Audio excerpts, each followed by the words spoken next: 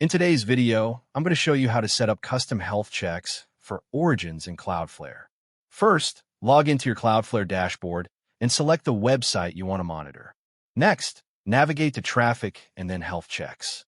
Click Create Health Check to create a new monitoring rule for your origin server. Enter the URL or endpoint you want Cloudflare to monitor, such as a home page, API endpoint, or status page. Then configure the health check settings, including the request method, check interval, timeout, and expected HTTP response code. You can also customize how many failed checks are allowed before Cloudflare marks the origin as unhealthy. Once your settings are configured, click Save to activate the health check.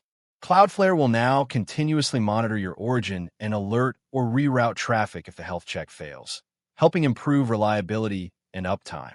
And that's it. Thank you for watching this video. Please feel free to use the affiliate link in the description.